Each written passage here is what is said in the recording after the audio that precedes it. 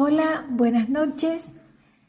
Siguiendo con el seminario bíblico, la semana pasada Carlos nos explicó todo lo del libro de Isaías.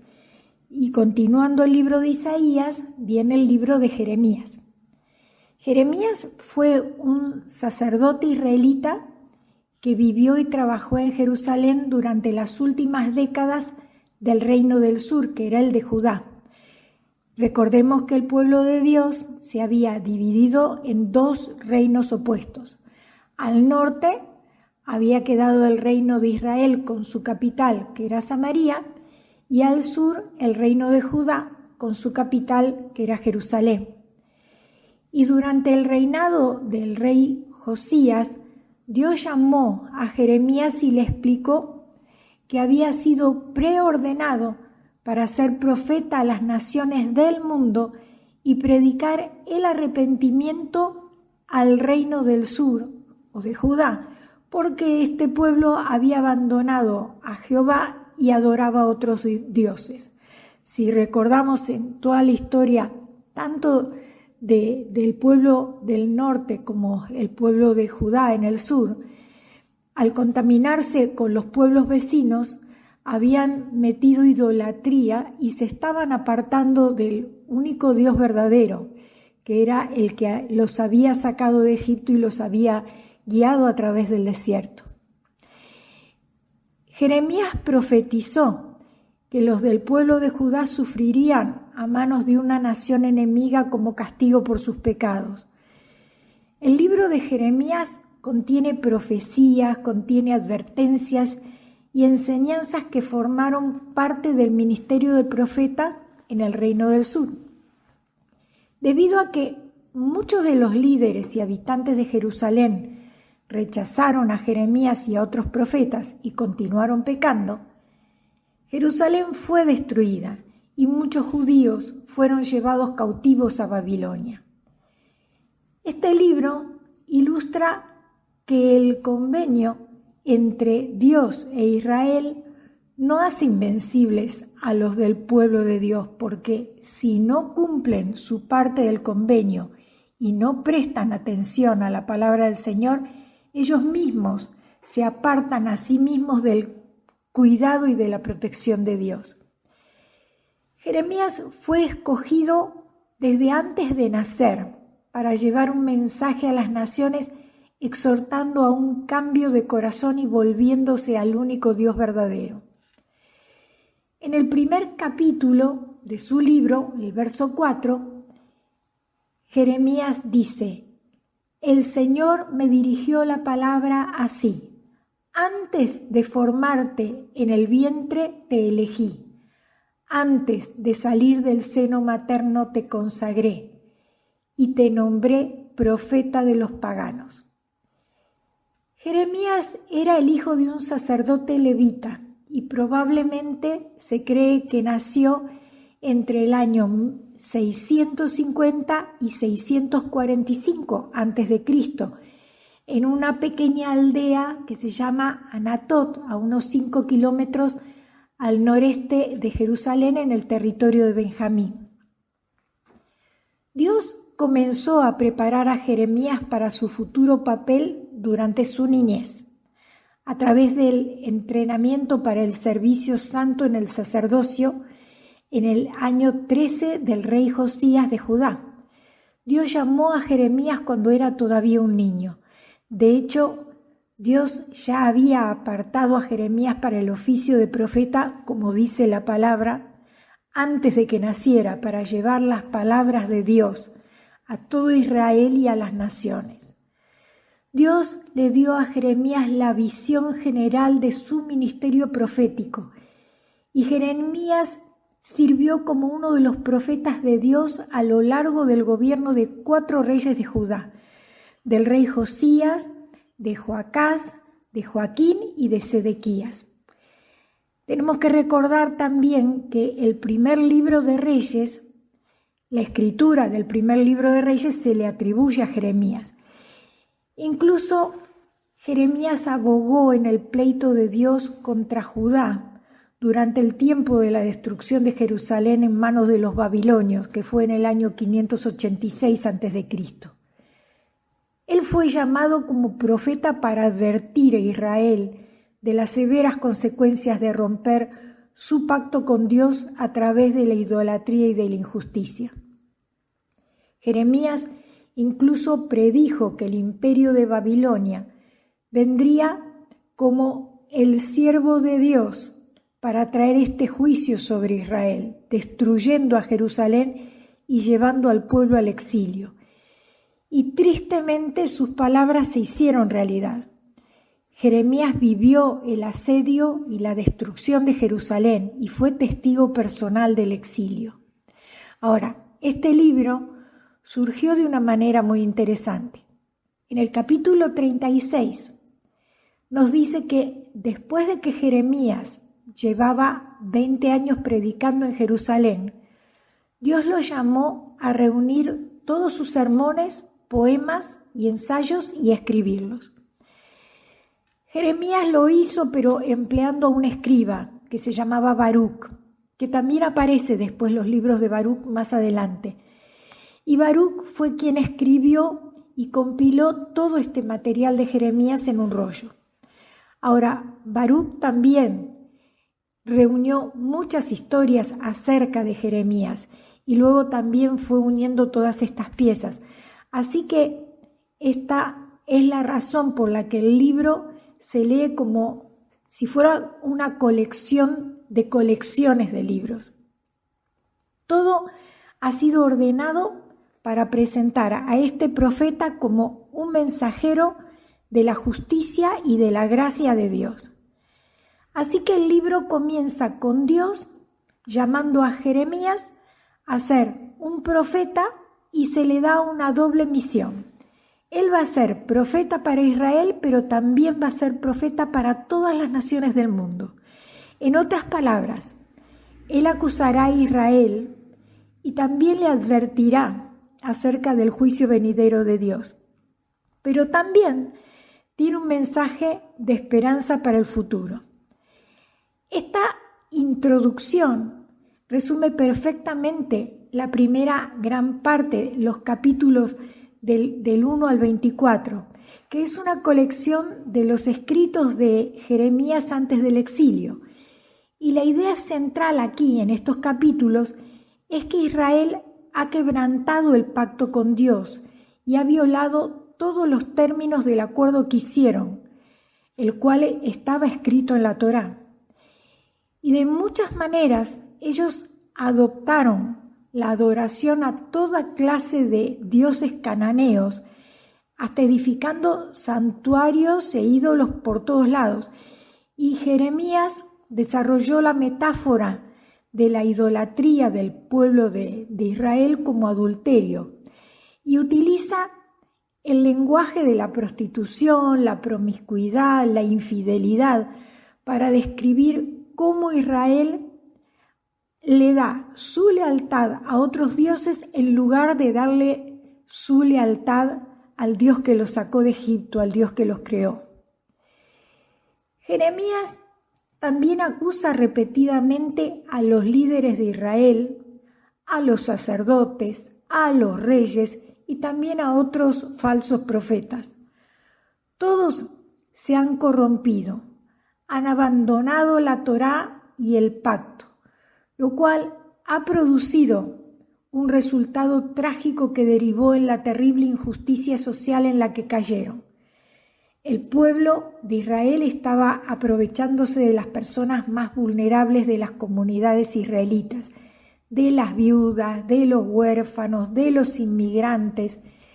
Era una clara violación a las leyes de la Torá. Y esto parecía no importarles a los líderes de Israel ni a los reyes de Israel. Un lugar clásico en el que todas estas ideas se reúnen es el capítulo 7. El capítulo 7 se le llama el sermón del templo de Jeremías.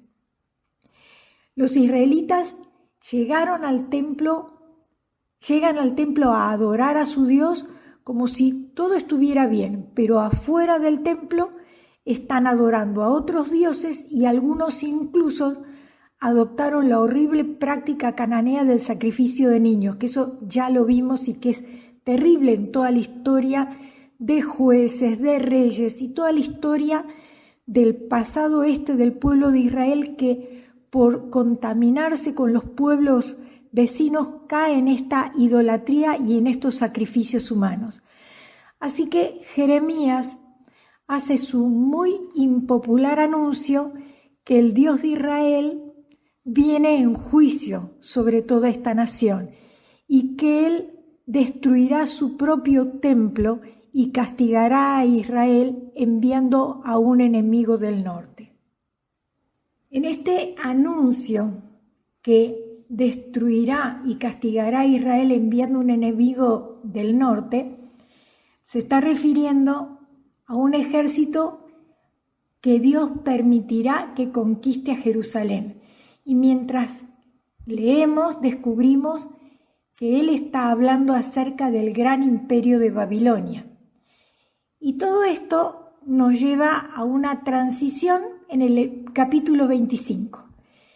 Israel no ha regresado a su Dios, así que en el primer año del nuevo rey de Babilonia, Nabucodonosor, Dios le dice a Jeremías que anuncie que los ejércitos babilonios están en camino a Israel y a todos sus vecinos para conquistarlos y llevarlos al exilio durante 70 años. Él compara a Babilonia con una copa de vino, llena hasta el borde con la justa ira de Dios, por toda la injusticia y toda la idolatría de Israel. Dios hará que Israel y las naciones beban de esta copa. Ahora, este capítulo es clave para el diseño del libro porque todo lo que sigue se concentrará en el ataque venidero de Babilonia, primero sobre Israel en los capítulos 25 al 45 y luego sobre las otras naciones en los capítulos 46 al 51. La parte acerca de Israel primero contenía historias de cómo Jeremías rogaba a Israel a arrepentirse, cómo les advertía hasta el último minuto, pero los líderes de Israel continuaban rechazándolo. La parte concluye con una gran colección de historias acerca de cómo Jerusalén estaba siendo asediada y eventualmente destruida por Babilonia, y acerca de cómo Jeremías fue perseguido durante todo este tiempo y también secuestrado y llevado a Egipto en contra de su voluntad por un grupo de israelitas rebeldes. Ahora, justo aquí, en el centro, en medio de todas estas oscuras historias de desastre y juicio, tenemos toda una colección de los mensajes de Jeremías para el futuro de Israel. Él retoma la predicción de Moisés, que después de que Israel hubiera quebrantado el pacto y llevado al exilio, Dios no abandonaría a su pueblo, más bien Él renovaría su pacto con ellos y transformaría sus corazones.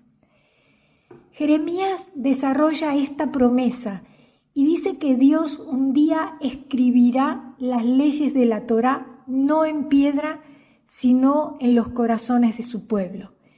Él sanará su rebelión para que ellos puedan un día verdaderamente amarlo y seguirlo completamente. Así que un día Israel regresará de vuelta a la tierra y el Mesías del linaje de David vendrá. Y en ese momento todas las naciones del mundo reconocerán al Dios de Israel como el Dios verdadero. Así que estos capítulos están mostrando que, a pesar de la apostasía de Israel, Dios no permitirá que el pecado de Israel tenga la última palabra. Más bien, la propia fidelidad de Dios traerá el cumplimiento de sus promesas a pesar de todo. Después de esto encontramos una gran colección de poemas acerca de cómo Dios usará a Babilonia para juzgar a las naciones alrededor de Israel, a Egipto, a Filistea, a Moab, a Edom, a Amón, a Damasco, a Esor. Pero luego, sorprendentemente, los poemas más largos se reservan para el final y son acerca del juicio venidero de Dios sobre Babilonia misma. Así que, aunque Dios utilizó a Babilonia para ejecutar su justicia sobre el pueblo de Israel, Dios no aprueba su violencia y su idolatría. Así que Babilonia también estará bajo la justicia de Dios. De manera que Jeremías denuncia también el orgullo y la injusticia de la nación de Babilonia. Ahora, en estos poemas, Babilonia es enorme y nos recuerda la imagen de la Babilonia que se describe en el capítulo 11 del Génesis. Babilonia se ha convertido en una nación rebelde en su prosperidad a través de la guerra, y Dios entregará a esta nación también a su propia destrucción. El libro concluye con una historia tomada del final del libro de Segunda de Reyes. Nos cuenta el último ataque de Babilonia sobre Jerusalén, sobre cómo destruyeron los muros de la ciudad, quemaron el templo y llevaron al pueblo al exilio. La historia muestra cómo se cumplieron las advertencias de juicio de Jeremías en los capítulos 1 al 24. Pero luego el capítulo termina con una breve historia acerca del rey israelita cautivo llamado Joaquín, el heredero del linaje de David.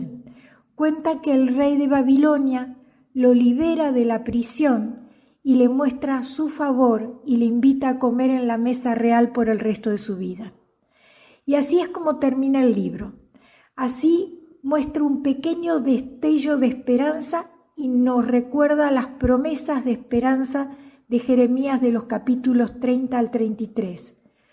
Dios no ha abandonado a su pueblo, ni la promesa de un rey venidero procedente del linaje de David.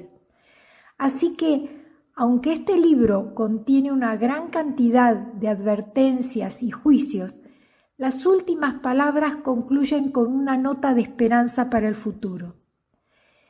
El libro de Jeremías afirma que Dios está en control de la historia y que sus propósitos prevalecerán siempre. El libro de Jeremías habla de la condición humana y de la respuesta divina.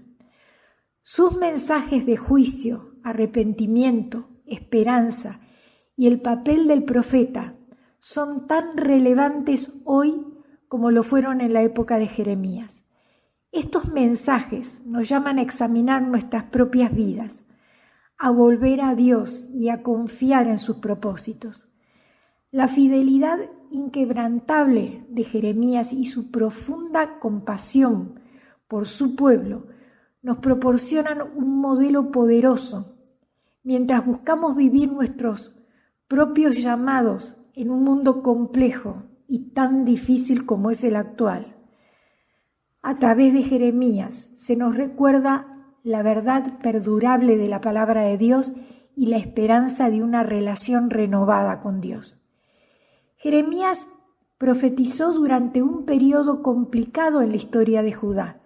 El reino de Judá enfrentaba una amenaza inminente de poderosos imperios, particularmente de Babilonia, y además esta era estaba marcada por la inestabilidad política, la idolatría, la decadencia moral.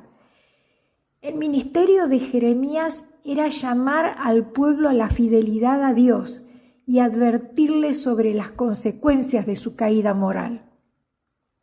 Por eso su prédica es tan actual en estos tiempos, con tanta decadencia moral y tantos conflictos bélicos y políticos a nivel mundial.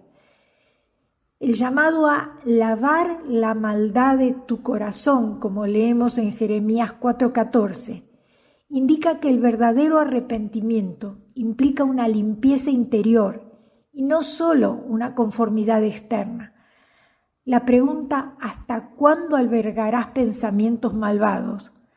Muestra la naturaleza persistente y arraigada del pecado del hombre cuando se aparta de Dios. Dios desea una transformación del corazón.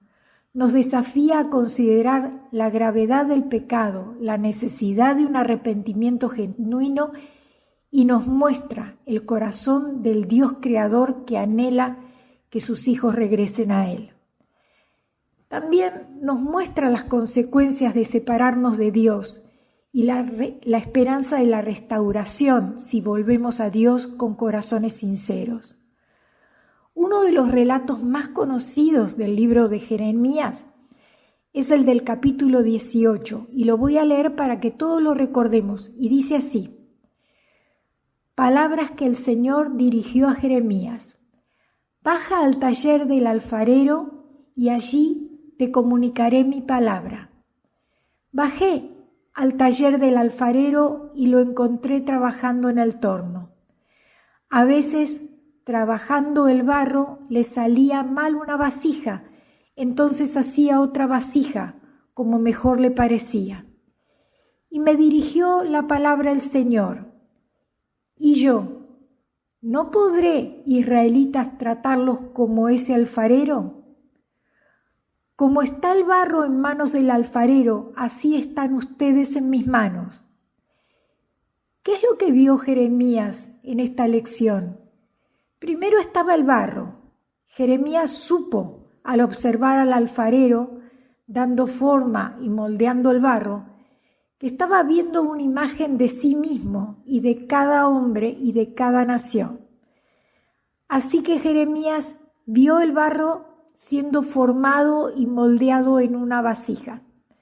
Entonces alguna imperfección en el barro lo estropeó y el alfarero lo desmenuzó y comenzó de nuevo el proceso de moldeado de la vasija.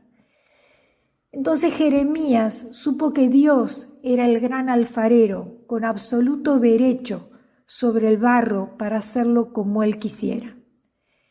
También en el Nuevo Testamento tenemos la voz de Pablo en ese pasaje de Romanos 9 recordándonos que Dios es el alfarero y nosotros somos el barro. Así Pablo argumenta esto con claridad en Romanos 9 donde dice: ¿dirá el vaso de barro al que lo formó, ¿por qué me has hecho así? ¿Acaso no tiene potestad el alfarero sobre el vaso para hacer de la misma masa un vaso para honra y otro para deshonra? Lo leemos en Romanos 9, 20, 21. Claro que lo tiene, porque la vasija es formada de acuerdo a la imagen de la mente del alfarero. Así que Jeremías, observando, aprendió que un individuo o una nación es el barro en manos del gran alfarero. Tiene derecho soberano para hacer lo que él quiere que sea y tiene el talento y el diseño para trabajar con el barro y llevarlo a cabo. Si hay alguna imperfección en el barro, algo que daña el diseño y arruina el trabajo, el alfarero simplemente desmorona el barro a una masa y comienza de nuevo a hacerlo creando otra vasija de acuerdo a su propia mente. Gracias, Padre, por crear a los hombres y por formarme a mí y por moldearme con cada circunstancia que permites que ocurra en mi vida. Confío en que eres soberano en todo lo que haces y que tu propósito para mí es siempre bueno. Señor, te damos gracias por la vida de Jeremías, porque fue fiel a tu llamado y porque tu palabra en su libro hoy sigue tan vigente como en su tiempo. Te pedimos hoy, Señor, que nos des la misma valentía para creer en tus promesas y permanecer fiel a tus mandatos. Te pedimos hoy, Señor, que hagas de cada uno de nosotros un vaso nuevo, a tu imagen y a tu semejanza. Amén.